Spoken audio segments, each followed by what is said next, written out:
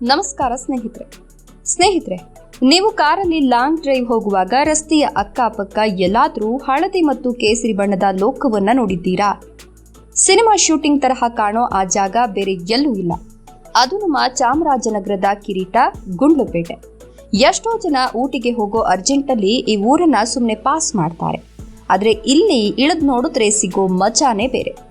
ಬನ್ನಿ ಈ ಸುಂದರ ಊರಿನ ಬಗ್ಗೆ ಒಂದಷ್ಟು ಮಾಹಿತಿಗಳನ್ನ ನೋಡೋಣ. ಹೂವಿನ ತೋಟಗಳು.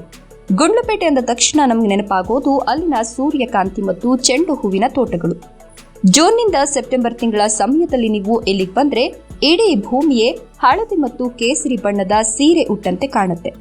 ಸಾವಿರಾರು ಎಕರೆ ಜಾಗದಲ್ಲಿ ರೈತರು ಹೂ ಬೆಳೀತಾರೆ. Selfie spot. ವೀಕೆಂಡ್ ಬಂದ್ರೆ ಸಾಕು, ಕೇರಳ ಮತ್ತು ಬೆಂಗಳೂರಿನಿಂದ ಸಾವಿರಾರು ಜನ ಇಲ್ಲಿಗೆ ಬರೀ ಫೋಟೋ ಮತ್ತು ರೀಲ್ಸ್ ಮಾಡೋಕೆ ಬರ್ತಾರೆ. ಇಲ್ಲಿನ ರೈತರು ಪ್ರವಾಸಿಗರಿಗೆ ಫೋಟೋ ತೆಗೆಯಲು ಅವಕಾಶ ನೀಡಿ ಅದರಿಂದಲೂ ಆದಾಯ ಗಳಿಸ್ತಾರೆ. ಈ ಹೂವುಗಳು ಇಲ್ಲಿಂದ ತಮಿಳುನಾಡು ಮತ್ತು ಕೇರಳದ ಪೇಂಟ್ ಹಾಗೂ ಕಾಸ್ಮೆಟಿಕ್ ಫ್ಯಾಕ್ಟರಿಗಳಿಗೆ ಹೋಗುತ್ತೆ. 2 ರಾಜ್ಯಗಳ ಹೆಬ್ಬಾಗಿಲು. ಗುಂಡ್ಲುಪೇಟೆಯ ಭೌಗೋಳಿಕ ಸ್ಥಾನ ತುಂಬಾ ವಿಶೇಷವಾಗಿದೆ.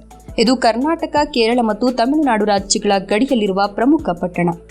ನೀವು ಇಲ್ಲಿಂದ ಬಲಕ್ಕೆ ಹೋದ್ರೆ ಕೇರಳದ ವಯನಾಡ್ ಸಿಗುತ್ತೆ. ನೇರವಾಗಿ ಮುಂದೆ ಹೋದ್ರೆ ಬಂಡೀಪುರ ದಾಟಿ ತಮಿಳುನಾಡಿನ ಊಟಿ ಸಿಗುತ್ತೆ. ಹಾಗಾಗಿ ಇದನ್ನ ದಕ್ಷಿಣದ ಹೆಬ್ಬಾಗಿಲು ಅಂತ ಕರೀತಾರೆ. ಇಲ್ಲಿ ದಿನದ 24 ಗಂಟೆಯೂ ಪ್ರವಾಸಿಗರ ವಾಹನಗಳು ಓಡಾಡುತ್ತಲೇ ಇರ್ತವೆ. ಬಂಡೀಪುರ ರಾಷ್ಟ್ರೀಯ ಉದ್ಯಾನವನ. ಗುಂಡ್ಲುಪೇಟೆ ಪಟ್ಟಣದಿಂದ ಕೇವಲ 15ರಿಂದ 20 ಕಿಲೋಮೀಟರ್ ದೂರದಲ್ಲಿ ವಿಶ್ವವಿಖ್ಯಾತ ಬಂಡೀಪುರ ಹುಲಿ ಸಂರಕ್ಷಿತ ಪ್ರದೇಶ ಇದೆ. ಇದು ಗುಂಡ್ಲುಪೇಟೆ ತಾಲೂಕಿನಲ್ಲೇ ಬರ್ತದೆ. ಇಲ್ಲಿ ಸಫಾರಿ ಹೋದ್ರೆ ಹುಲಿ, ಆನೆ, ಜಿಂಕೆ, ಕಾಡೆಮ್ಮೆ ಮತ್ತು ನವಿಲುಗಳನ್ನ ಲೈವ್ ಆಗಿ ನೋಡಬಹುದು. ಇದು ದೇಶದ ಅತಿ ಸುಂದರವಾದ ಮತ್ತು ಅಷ್ಟೇ ದಟ್ಟವಾದ ಕಾಡುಗಳಲ್ಲಿ ಒಂದು. ರಾತ್ರಿ 9 ಗಂಟೆಯ ನಂತರ ಇಲ್ಲಿ ವಾಹನ ಸಂಚಾರ ನಿಷೇಧ ಇರೋದ್ರಿಂದ ಪ್ರಾಣಿಗಳು ನಿರ್ಭಯವಾಗಿ ರಸ್ತೆಯಲ್ಲಿ ಓಡಾಡುತ್ತವೆ. ಹಿಮವದ್ ಗೋಪಾಲಸ್ವಾಮಿ ಬೆಟ್ಟ. ಗುಂಡ್ಲುಪೇಟೆಯ ಕಿರೀಟದಂತಿರೋದು ಹಿಮವದ್ ಗೋಪಾಲಸ್ವಾಮಿ ಬೆಟ್ಟ. ಇದು ಬಂಡೀಪುರ ಕಾಡಿನ ಅಂಚಿನಲ್ಲಿದೆ. ಇದರ ಹೆಸರೇ ಹೇಳುವಂತೆ ಇಲ್ಲಿ ಯಾವಾಗಲೂ ಹಿಮ ಮುಸುಕಿರುತ್ತದೆ. ಬೆಟ್ಟದ ತುದಿಯಲ್ಲಿ ಶ್ರೀಕೃಷ್ಣನ ದೇವಸ್ಥಾನವಿದೆ. ಅಲ್ಲಿ ನಿಂತು ಕೆಳಗೆ ನೋಡಿದ್ರೆ ದಟ್ಟವಾದ ಕಾಡು, ಆನೆಗಳ ಹಿಂಡು ಮತ್ತು ಮೋಡಗಳ ಸರಮಾಲೆ ಕಾಣುತ್ತೆ. ಬೇಸಿಗೆಯಲ್ಲೂ ಇಲ್ಲಿ ಎಸಿ ಹಾಕಿದಂತೆ ತಣ್ಣಗಿರುತ್ತೆ. ಇಲ್ಲಿಗೆ ಈಗ ಖಾಸಗಿ ವಾಹನಗಳಿಗೆ ಅನುಮತಿ ಇಲ್ಲ. ಕೆಎಸ್ಆರ್ಟಿಸಿ ಬಸ್ನಲ್ಲೇ ಹೋಗಬೇಕು. ಐತಿಹಾಸಿಕ ವಿಜಯನಾರಾಯಣ ದೇವಸ್ಥಾನ. ಗುಂಡ್ಲುಪೇಟೆ ಪಟ್ಟಣದ ಒಳಗೆ ಒಂದು ಸುಂದರವಾದ ಮತ್ತು ಪುರಾತನವಾದ ದೇವಸ್ಥಾನ ಇದೆ. ಅದೇ ವಿಜಯನಾರಾಯಣ ದೇವಸ್ಥಾನ. ಇದನ್ನ ಸುಮಾರು 10ನೇ ಶತಮಾನದಲ್ಲಿ ಪಶ್ಚಿಮ ಗಂಗರು ಮತ್ತು ಹೊಯ್ಸಳರ ಕಾಲದಲ್ಲಿ ಕಟ್ಟಲಾಗಿದೆ ಅಂತ ಹೇಳಲಾಗುತ್ತೆ. ಇಲ್ಲಿನ ಕಂಬಗಳ ಕೆತ್ತನೆ ಮತ್ತು ವಾಸ್ತುಶಿಲ್ಪ ನೋಡಲು ತುಂಬಾ ಚೆನ್ನಾಗಿದೆ. ಹಳೆಯ ಮೈಸೂರು ರಾಜರಿಗೆ ಈ ಊರು ಹಾಗೂ ದೇವಸ್ಥಾನದ ಬಗ್ಗೆ ವಿಶೇಷ ಭಕ್ತಿ ಇತ್ತು.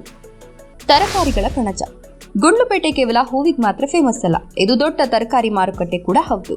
ಇಲ್ಲಿನ ಮಣ್ಣು ಮತ್ತು ಹವಾಮಾನ ತರಕಾರಿ ಬೆಳೆಗೆ ತುಂಬಾ ಸೂಕ್ತ. ಇಲ್ಲಿ ಬೆಳೆಯುವ ಬೀನ್ಸ್, ಟೊಮೆಟೊ, ಎಲೆಕೋಸು ಮತ್ತು ಈರುಳ್ಳಿ ಕೇರಳ ಮತ್ತು ತಮಿಳುನಾಡಿಗೆ ಲಾರಿಗಟ್ಟಲೆ ಹೋಗುತ್ತೆ. ಕೇರಳದ ಬಹುತೇಕ ಊಟದ ರುಚಿಗೆ ನಮ್ಮ ಗುಂಡ್ಲುಪೇಟೆಯ ತರಕಾರಿಯೇ ಆಧಾರ. ಊಟ ಮತ್ತು ವಸತಿ. ಇಲ್ಲಿನ ಹೈವೇ ಪಕ್ಕದಲ್ಲಿ ಸಾಲು ಸಾಲಾಗಿ ರೆಸಾರ್ಟ್ ಮತ್ತು ಹೋಟೆಲ್ಗಳಿವೆ.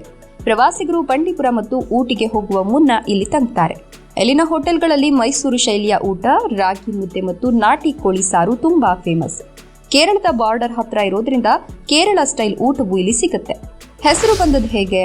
ಇತಿಹಾಸದ ಪ್ರಕಾರ ಈ ಊರಿಗೆ ವಿಜಯನಗರದ ಅರಸರ ಕಾಲದಲ್ಲಿ ಅಥವಾ ಮೈಸೂರು ಒಡೆಯರ ಕಾಲದಲ್ಲಿ ಪ್ರಾಮುಖ್ಯತೆ ಬಂತು. ಇಲ್ಲಿನ ಗುಂಡು ಆಕಾರದ ಕೋಟೆ ಅಥವಾ ಭೂಪ್ರದೇಶದಿಂದ ಈ ಹೆಸರು ಬಂದಿರಬಹುದು ಎನ್ನಲಾಗ್ತಿದೆ.